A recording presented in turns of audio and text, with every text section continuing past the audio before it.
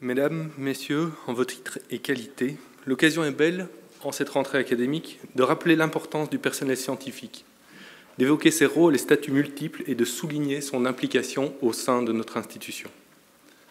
Importance numérique tout d'abord. Le personnel scientifique compte plus de 2500 personnes, ce qui fait plus de la moitié du personnel de l'université. Le chercheur peut s'inscrire dans différents types de carrières, de l'assistant État au directeur de recherche FNRS, en passant par les chercheurs sous contrat extérieur.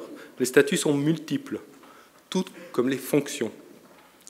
On connaît des scientifiques enseignants, chercheurs en laboratoire, coordinateurs d'équipe, responsables de bibliothèques, en charge de grands équipements ou au service de projets transversaux. Finalement, le personnel scientifique partage les mêmes missions que le corps académique: enseignement, recherche et service à la communauté. C'est d'ailleurs généralement au sein du personnel scientifique que l'on commence une carrière universitaire. Cependant, ces dernières années, c'est ce corps scientifique, engagé le plus souvent sur la base de contrats à durée déterminée, qui a subi de plein fouet les mesures d'économie mises en œuvre par l'université. Les plus jeunes, ceux qui commencent, voire ceux qui pourraient commencer, sont bien conscients de ces difficultés et sont parfois découragés ou hésitants à choisir ce type de carrière. À terme, c'est toute l'institution qui subira les effets de ces mesures, qui ajoutent finalement des obstacles supplémentaires à une carrière universitaire. Les plus anciens, qui ne sont parfois pas moins précaires, sont aussi touchés par ces mesures d'austérité. Pour eux, celles-ci bouleversent des perspectives de carrière et les espoirs en l'avenir. Être mieux entendu pour trouver des alternatives à l'austérité et participer à la réflexion sur les actions à mener, ce sont les objectifs que le personnel scientifique s'est donné. Pour cela, il a mené ces derniers mois un important travail de réorganisation de sa représentation au niveau de l'université. La réforme du CUPS constitue la pierre angulaire de cette réorganisation.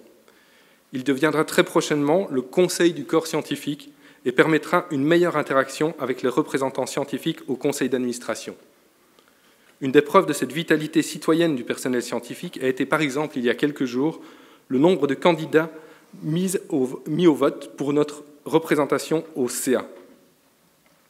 C'est donc dans cette dynamique que nous espérons et souhaitons que nos représentants figurent parmi les interlocuteurs privilégiés de notre recteur et de son équipe. On sait combien la structure institutionnelle telle qu'elle existe dans nos universités fait peser de lourdes responsabilités sur celui qui exerce la fonction la plus haute. Le recteur Bernard Rentier a illustré exemplairement la possibilité d'engager l'université tout entière dans une dynamique collective salutaire, ce qui a offert à l'institution une vitrine internationale sans précédent. Il n'est pas une réunion scientifique dans le monde portant sur la diffusion des résultats de recherche où le modèle liégeois du mandat de dépôt et de la valorisation de l'open access ne soit cité. Cette réussite de tout premier plan montre, s'il le fallait encore, combien la fonction rectorale est capitale pour une université. Mais cette fonction évolue, comme elle avait déjà évolué par le passé, généralement sous l'impulsion des recteurs eux-mêmes. Notre nouveau recteur, Albert Corret, a insisté sur le rôle crucial de l'équipe qui l'entoure.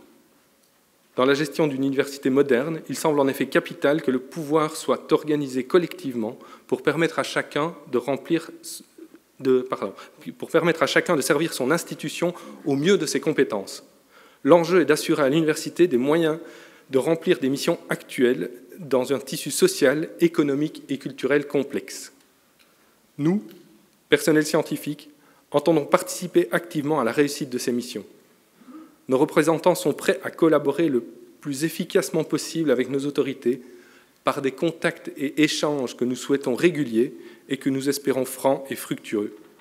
Nous sommes persuadés que cet appel ne restera pas sans réponse. Je vous remercie.